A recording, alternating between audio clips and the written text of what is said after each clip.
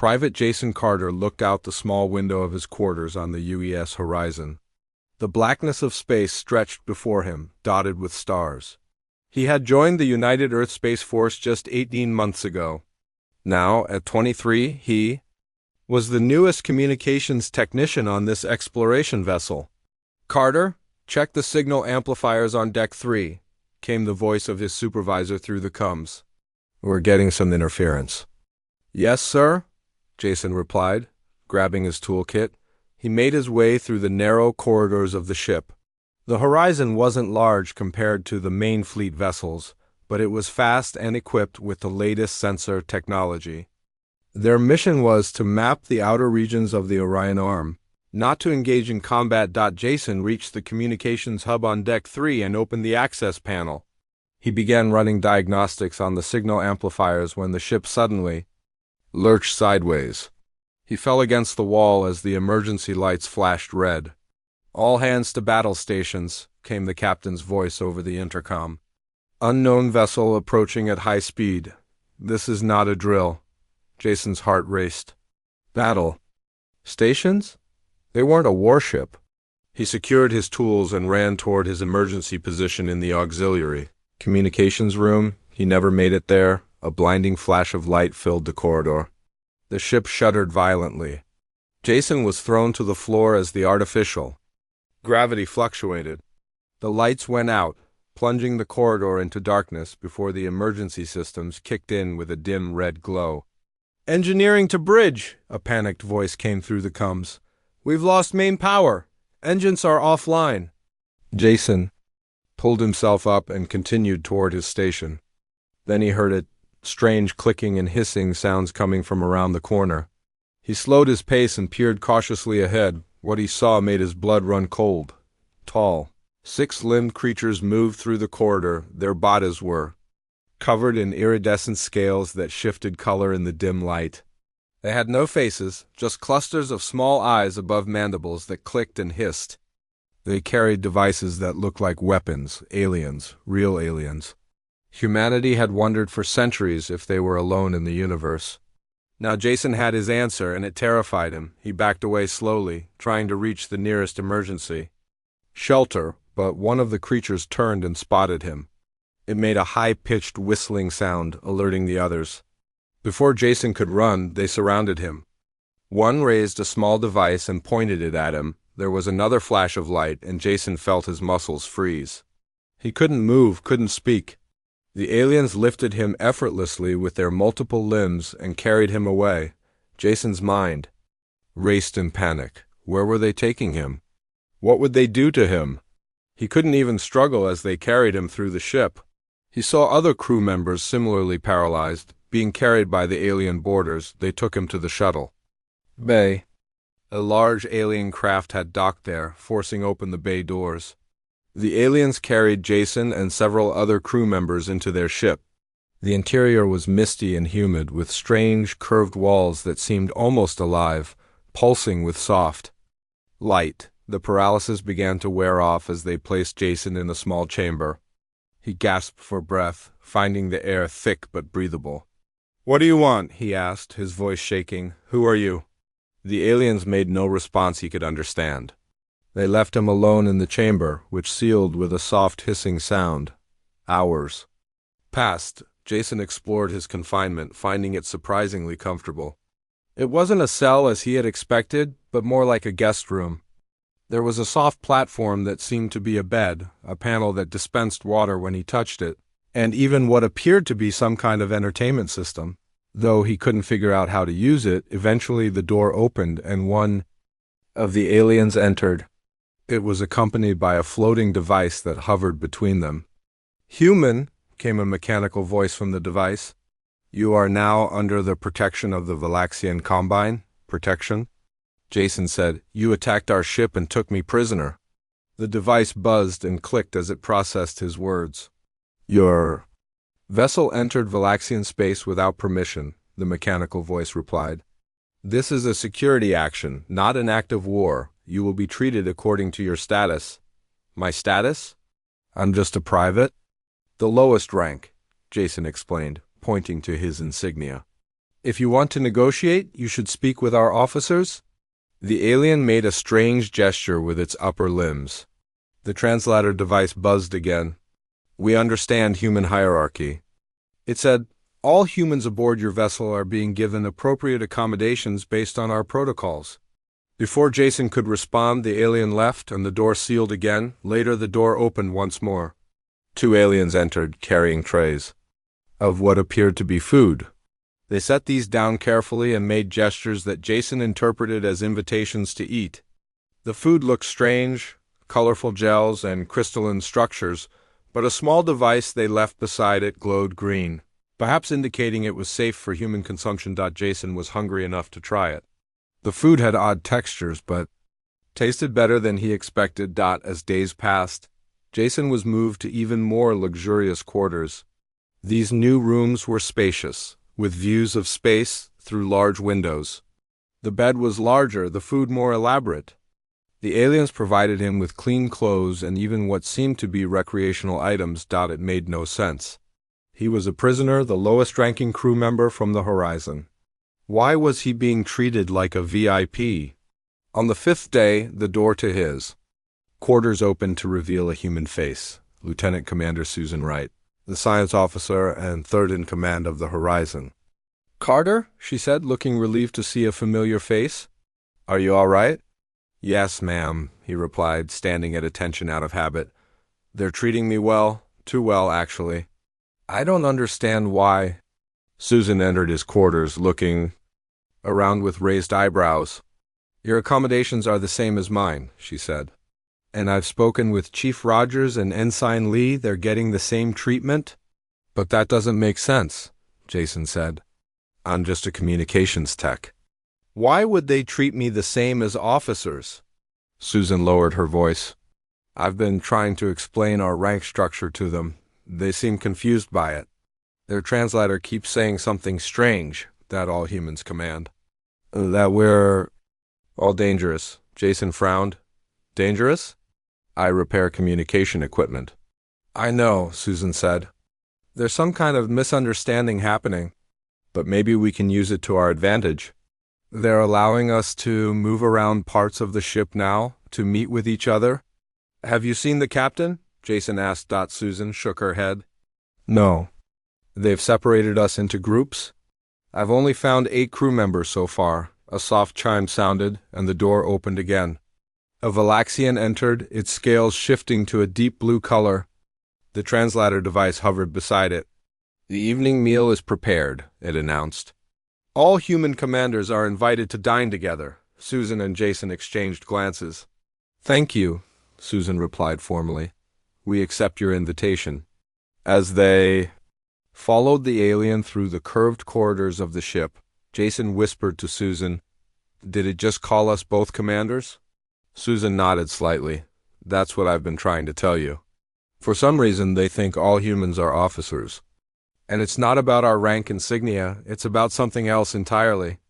Jason didn't understand, but as they entered a large dining hall and saw other crew members from the Horizon, all being treated with the same deference regardless of their actual rank, he realized they had stumbled into a very strange situation indeed, and somehow he needed to figure out why these aliens treated all human prisoners like officers, and what that might mean for their chances of getting home.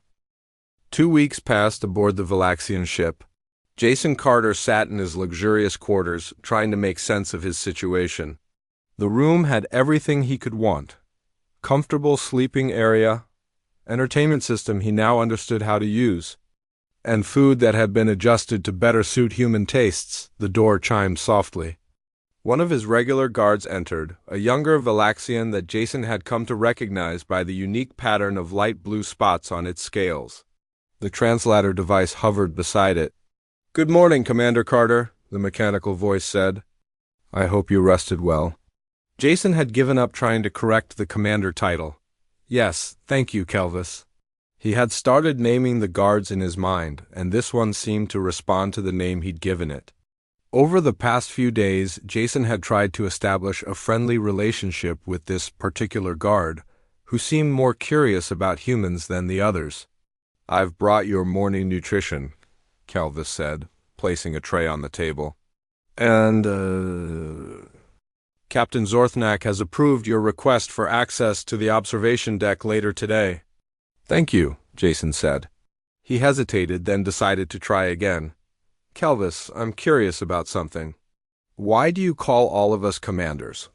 On our ship, we have different ranks. I'm just a private, not a commander. The Valaxian scales rippled in what Jason had come to recognize as their version of confusion or amusement. Your modesty is noted, the translator conveyed, but we have studied your kind. All humans command. It is your nature. Jason frowned. What do you mean by that? Kelvis moved closer, its multiple eyes blinking in sequence. May I speak freely, Commander? My superiors would not approve, but I find your species fascinating. Of course, Jason sighed, intrigued. In our society, Kelvis explained, your role determines your abilities. I am born to the Guardian caste. I protect, I follow orders, I cannot command others. This is my biology, not just my training. Jason nodded slowly. You mean your society has different types of people, biologically different? Yes, command. Ability is genetic for us. Only the commander caste can give orders that others must follow. They have a special hormone that affects other Valaxians. The rest of us are born to serve in different ways. Jason began to understand. But humans aren't like that? We don't have castes? Kelvis made a whistling sound that the translator interpreted as laughter. Exactly, every human can command. I have watched you with your equipment. You modified the entertainment system without permission. You questioned why the food dispenser gave you certain items. You suggested alternatives to your guards about your schedule. That's just normal behavior, Jason said. For a Valaxian, it would mark you as commander caste. Kelvis replied. A worker caste Valaxian would never modify equipment without orders. A guardian would never suggest alternatives to their superiors. Yet all humans do these things naturally. Jason sat back, stunned by this revelation. The aliens weren't treating humans like officers out of respect. They were doing it because they believed all humans had the biological ability to command. Later that day, Jason met with Lieutenant Commander Wright and 4 other crew members on the observation deck. The vast space offered a breathtaking view of stars and a nearby nebula. Valaxian guards stood at a respectful distance.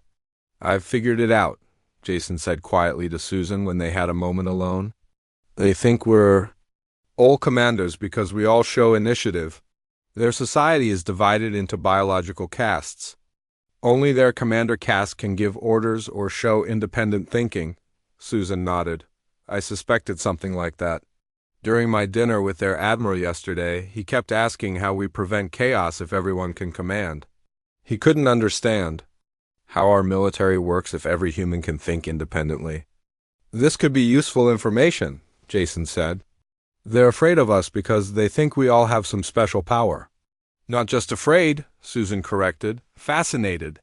The admiral told me they've been watching our broadcasts for years before. Making contact. Our movies, TV shows, everything shows humans of all types making decisions and showing initiative. Olivia Martinez, an engineering technician, joined their conversation. Like Jason, she was a low-ranking crew member but was being treated like an officer. I overheard something interesting, she said.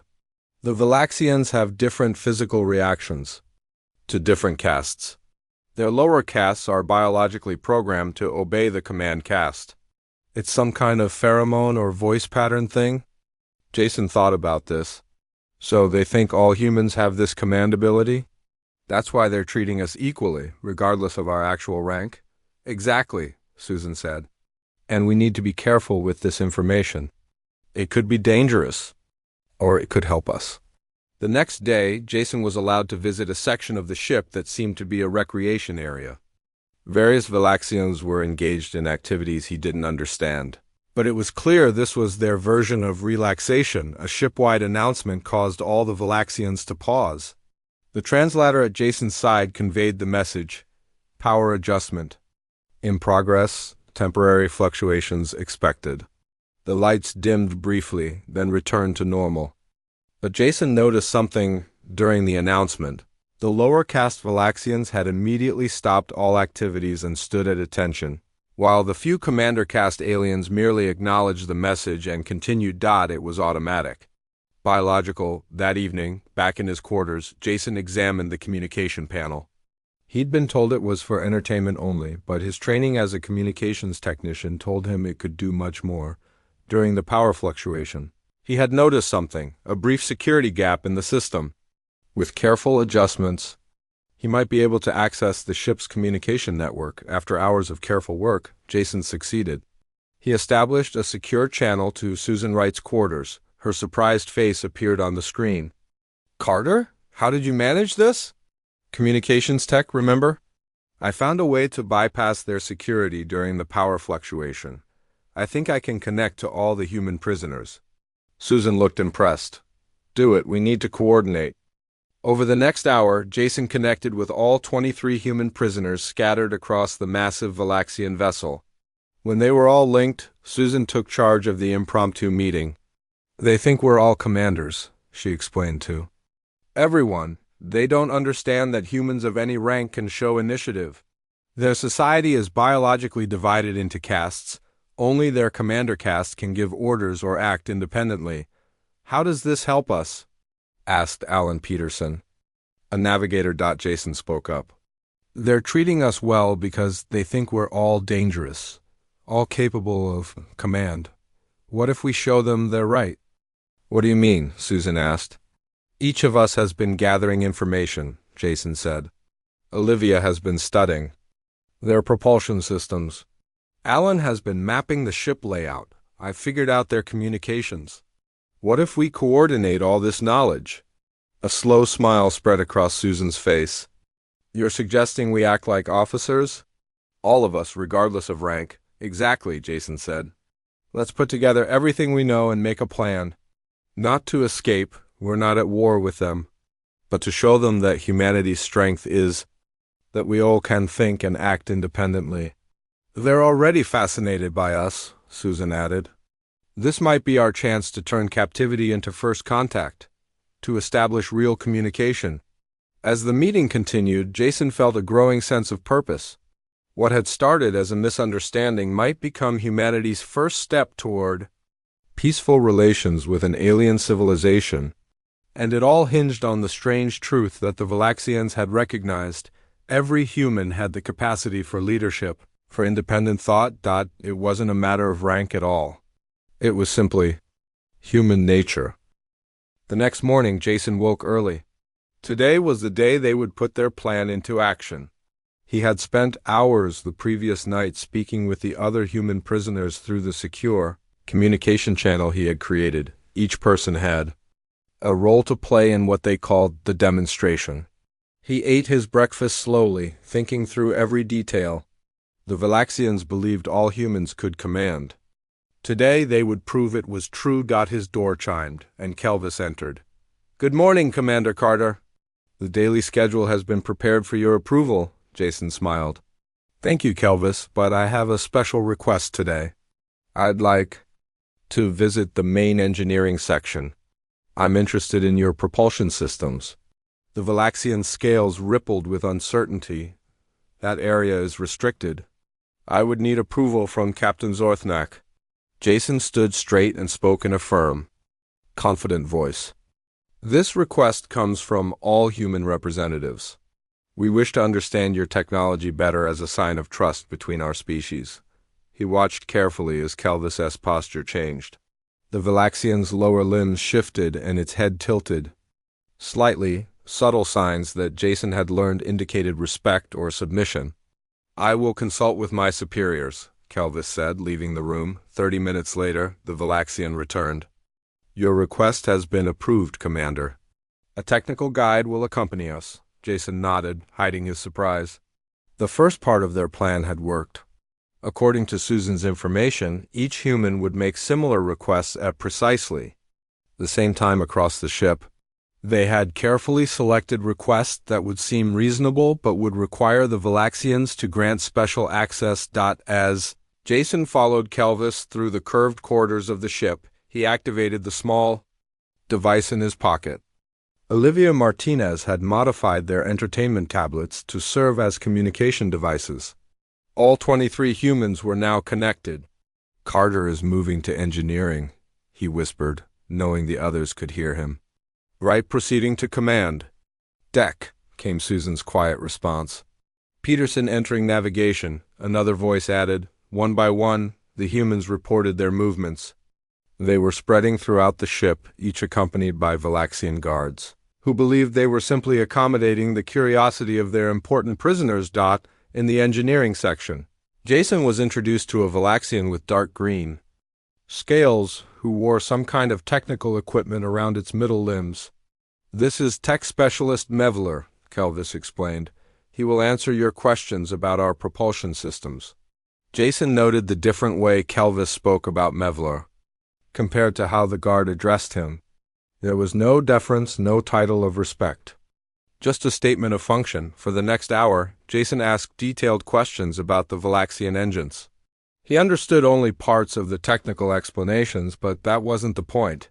He was gathering information while waiting for the signal. "Attention. All humans," Susan's voice came through the hidden communicator. "The ship will experience a scheduled power adjustment in 5 minutes. Execute Phase 2 at that time." Jason continued his conversation with Mevler, casually moving closer to a control panel that Olivia had identified from her observations. According to her, this panel regulated internal communications. When the lights dimmed briefly, the scheduled power adjustment, Jason moved quickly. He turned to the 3 lower caste Valaxians in the room and spoke in the commanding tone. They had all practiced. "Attention. I need immediate access to this communications panel. This is a safety procedure for all species aboard." The effect was immediate and shocking. The Valaxians, including Kelvis, straightened and moved aside. Their scales flashed, a pale blue color that Jason had never seen before.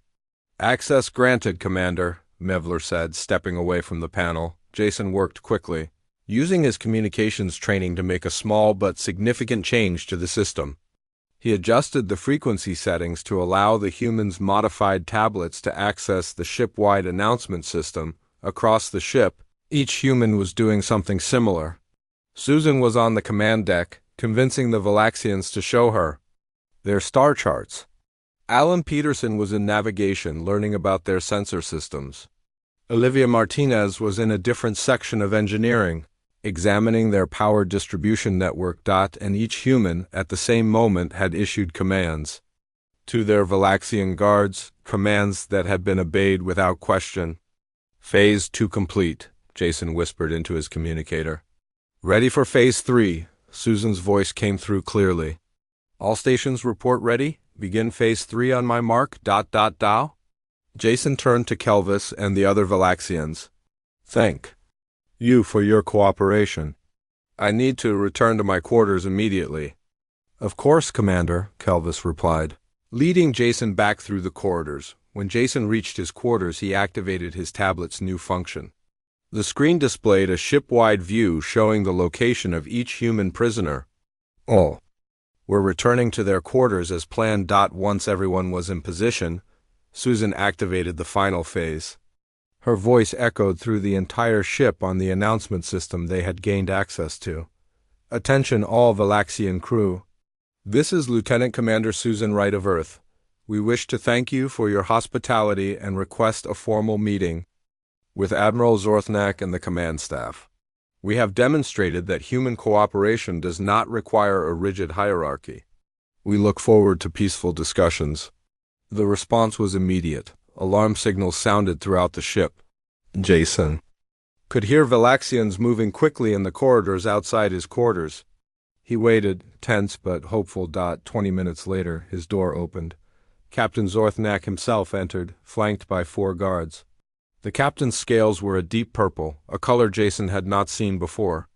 "Commander Carter," the captain said, through his translator, "you and your people have accessed our systems without authorization. You have issued commands to our crew. You have proven what we feared." Jason stood his ground. "We've proven that we can work together, despite our differences. We didn't damage your ship or harm your crew. We simply showed you who we are. The captain's many eyes blinked in sequence.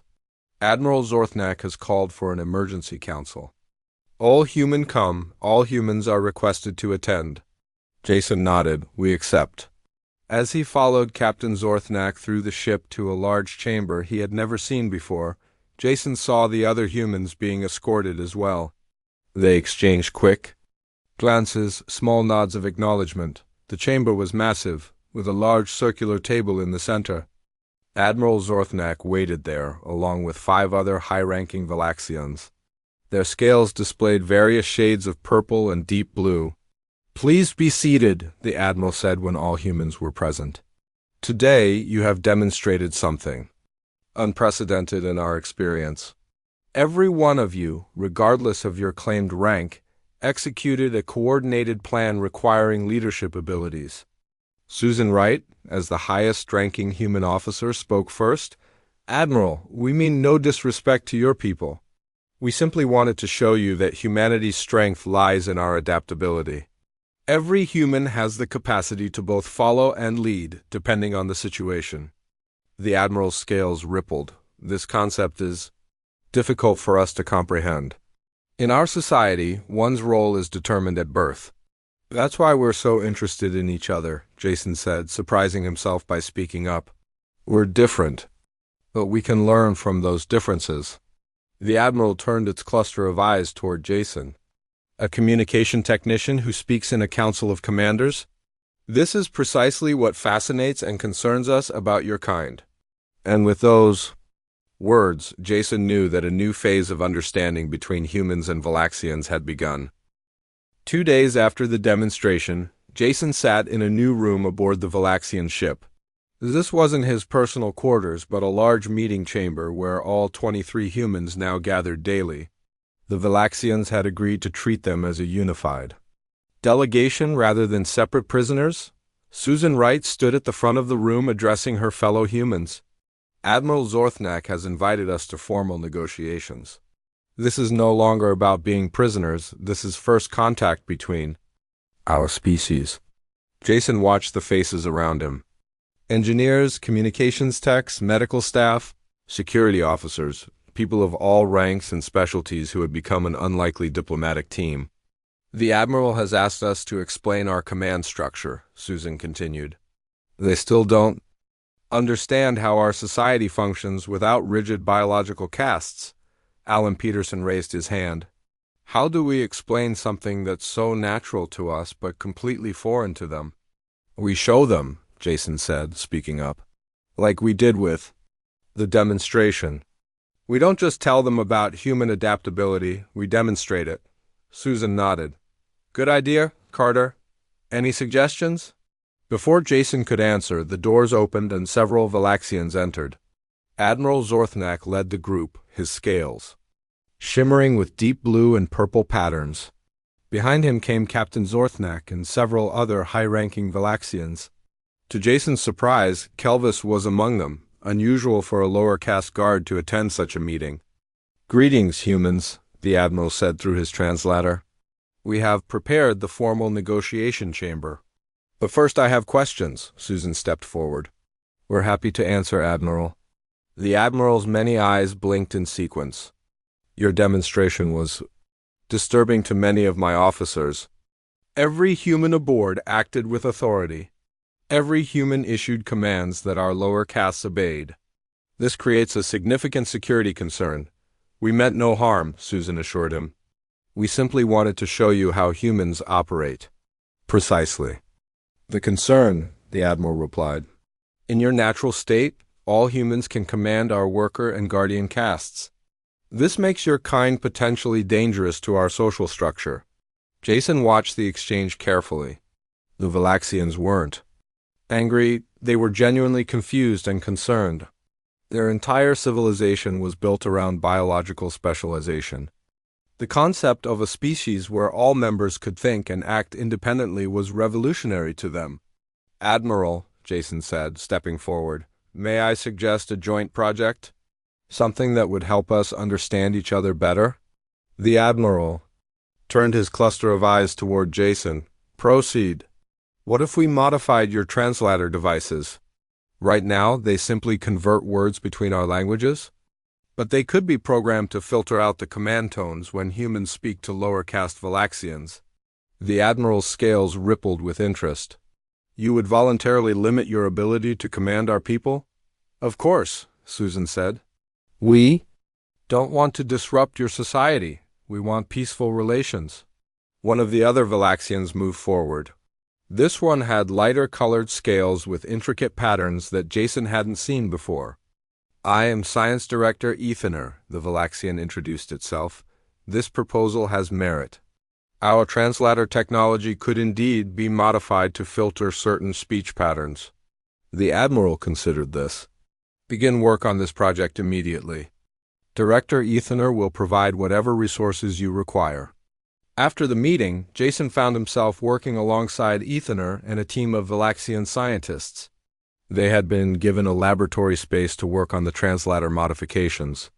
Your understanding of our technology is impressive for a non-specialist, Ethaner commented as Jason helped connect communication circuits. I'm a communications technician, Jason explained. It's my job to understand how different systems work together. Yet you speak in diplomatic meetings and propose solutions to complex problems, Ethaner noted. This is what fascinates us about humans. In our society, a technical worker would never participate in diplomatic discussions.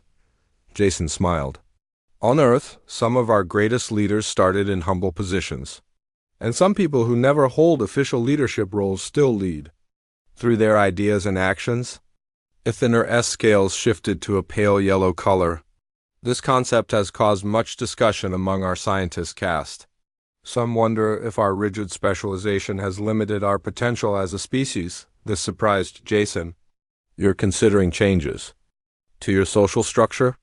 Not changes, Ethaner clarified quickly, but perhaps experiments, limited modifications to allow certain individuals more flexibility in their functions.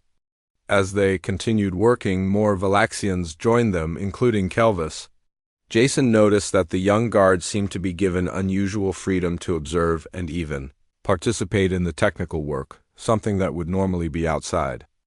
A Guardian caste's function. By the end of the day, they had created a prototype. The modified translator could identify the specific tonal patterns that triggered automatic obedience in lower caste Valaxians and filter them out of human speech. We should test it, Jason suggested. Thinner turned to Kelvis. Guardian, you will assist in this test. Kelvis stepped forward. Jason spoke normally, asking the Valaxian to move a piece of equipment.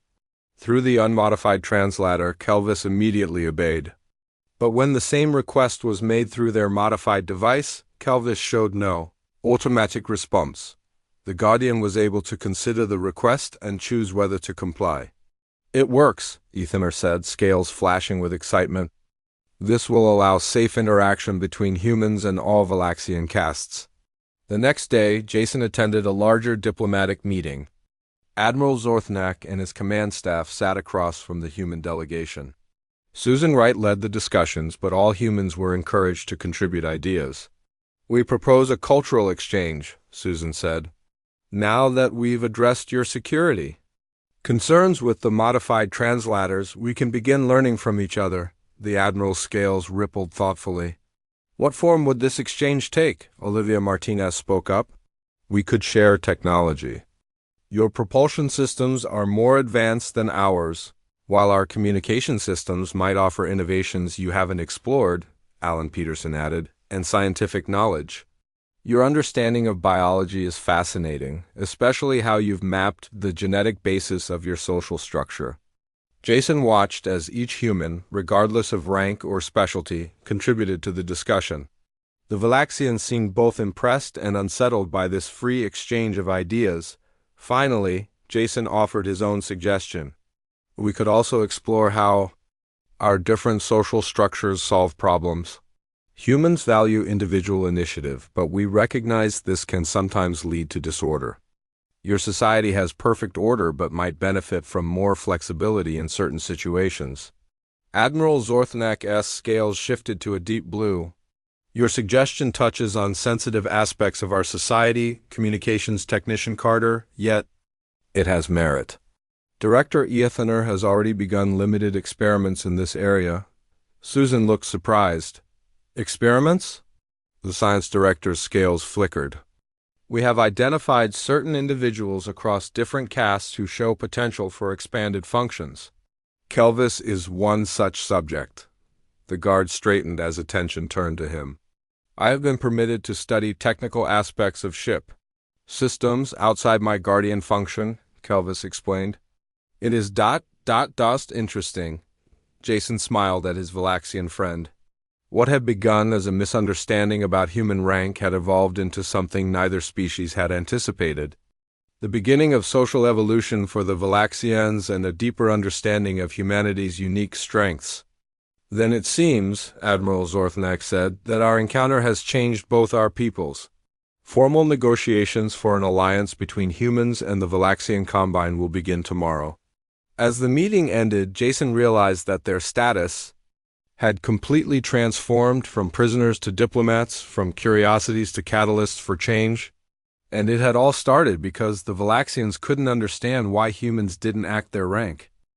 3 months had passed since the humans were first captured. Jason Carter stood by the large viewing window in what had become the human delegation's common area aboard the Valaxian flagship. The stars looked different from this part of space, but one bright point of light gave him hope. It was the direction of Earth. Though still too far to see his home planet dot behind him, the room buzzed with activity. All 23 humans moved about with purpose, preparing for their return journey. After weeks of negotiations, a peace treaty between Earth and the Valaxian Combine had been finalized. The UES Horizon had been repaired and would arrive tomorrow to take them home. Hard to believe it's finally happening, Susan Wright said, joining Jason at the window. When we were first captured, I thought we might never see Earth again. Jason nodded. And now we're going back as diplomats who established first contact with an alien civilization. Susan smiled. Not bad for a communications technician who was just trying to fix signal amplifiers when this all started. Or a science officer who was studying stellar phenomena, Jason replied. None of us expected this assignment to make history. Their conversation was interrupted as the doors opened and several Valaxians entered. Admiral Zorthnak led the group, accompanied by Captain Zorthnak, Science Director Ethaner, and Kelvis. Our vessel has detected your ship approaching, the Admiral announced. It will arrive in approximately 12 Earth hours. We have come to discuss final arrangements. The humans gathered around the large central table. Jason noticed how much had changed in these meetings over the months. At first, only the highest-ranking Valaxians would speak. Now, even Kelvis occasionally offered input that was respectfully considered by the Admiral. The cultural exchange program has been approved by our High Council, Admiral Zorthnak said. 10 Valaxian observers will return with you to Earth to study human organizational structures. Susan nodded. And 5 human scientists will remain here to help your research teams explore potential modifications to improve flexibility across your castes. A historic arrangement, the Admiral acknowledged. The first such exchange in our long history. Science Director Ethaner S. Scales shimmered with excitement. Our preliminary studies show promising results. Select members from our worker, guardian, and technical castes have shown capability for limited decision-making when given proper training. Jason glanced at Kelvis, who stood straighter at this mention. The young guardian had become the prime example of this potential, having learned basic technical skills and even contributing ideas to the translator modification project. It is important to note, the Admiral continued, that we do not seek to change our fundamental nature. Our biological specialization has served our civilization for millennia, but your species has shown us that some flexibility may strengthen rather than weaken our society, Olivia Martinez spoke up. And we've learned valuable lessons about coordination and structure from you. Human independence can sometimes lead to chaos. Your society shows impressive efficiency when everyone knows their role. The Admiral's scales rippled in acknowledgement. Each species contributing strengths to compensate for the other's weaknesses. This is the foundation of a true alliance. After the meeting concluded, Jason returned to his quarters to pack his few belongings. The Valaxians had provided him with data storage devices containing information about their culture, technology, and language gifts to take back to Earth. A soft chime announced a visitor. The door opened to reveal Kelvis, Commander Carter. The Valaxian said, still using the title despite knowing it was incorrect. "May I enter?" "Of course," Jason replied. "And you can just call me Jason now. We're friends after all." Kelvis stepped inside, scales shifting to the light blue pattern that Jason had come to recognize as indicating happiness or satisfaction. "I wanted to speak with you before your departure," Kelvis said, "to express gratitude." Jason looked surprised. "For what?" "For showing me possibilities I never knew existed," the Valaxian explained. "Before meeting humans, I never questioned my role. I was born Guardian Caste. I would live and die as Guardian Caste. But now you're helping design communication systems while still serving as a Guardian," Jason finished for him. "You're proving that Valaxians can do more than what they're born to do." Kelvis' scales rippled. "Science Director Ethaner has selected me for advanced training. I will be part of the team studying human social structures. Eventually I may join the delegation that visits Earth." "That's wonderful news," Jason said. "Sincerely, you'll always be welcome there." After Kelvis left, Jason finished packing. He picked up the modified translator device they had created together, the symbol of their unlikely friendship and the bridge between their different worlds. The next morning, all humans gathered in the shuttle bay. The UES Horizon had arrived, and now floated alongside the massive Valaxian flagship. Captain Andrea Rivera of the Horizon had come aboard to formally receive her crew and meet the Valaxian leadership. "On behalf of Earth United Government, I thank you for returning our people and for the peace treaty between our worlds," Captain Rivera said to Admiral Zorthnak. The Admiral's scales shimmered with formal patterns. "What began as a misunderstanding has become a fortunate first contact. We look forward to peaceful relations between our peoples." As the formal exchanges continued, Jason found himself standing next to Susan Wright. "You know what's funny?" he said quietly. "They were right all along." Susan raised an eyebrow. "About what?" "About humans all being commanders in our own way," Jason explained. "Not because of rank or biology, but because of how we think. Every human here contributed to this outcome, regardless of their position." Susan nodded thoughtfully. "That's our strength, isn't it? Not our technology or our numbers, but our adaptability. The fact that leadership can come from anywhere." As they prepared to board the shuttle that would take them back to the Horizon, Admiral Zorthnak approached Jason. "Communications Technician Carter," the Admiral said formally. "I wish to express personal gratitude for your contributions to our understanding." Jason stood straight. "Thank you, Admiral. I've learned just as much from your people. There is a saying among the Valaxian command caste," the Admiral continued. "The mark of true leadership is recognizing it in others. Your species embodies this wisdom in a way we had not encountered before." With those words, the Admiral extended a ceremonial salute, a gesture normally reserved for equals in rank. Around them, the other Valaxians looked surprised, but none objected. Jason returned the salute as Susan had taught him. "Until we meet again, Admiral." As the humans boarded the shuttle and prepared to return to their ship, Jason took one last look at the Valaxian crew assembled in the bay. Kelvis stood among them, scales glowing brightly. The doors closed, and the shuttle departed. Through the window, Jason watched the Valaxian flagship grow smaller as they approached the horizon. "Quite a story we'll have to tell when we get home," Susan said beside him. Jason smiled. "Yes, how a misunderstanding about rank led to humanity's first alien alliance. And how the aliens were right about us all along," Susan added. "Every human has the potential to lead, to make a difference." As the shuttle docked with the Horizon, Jason felt a sense of pride. What had begun as a frightening capture had transformed into something remarkable, the beginning of humanity's journey among the stars. And it had happened because the Valaxians had recognized something in humans that humans sometimes forgot. about themselves, that true leadership wasn't about rank or title or position. It was about initiative, adaptability, and the courage to think independently. And that was something every human possessed, whether they wore commander's insignia or not.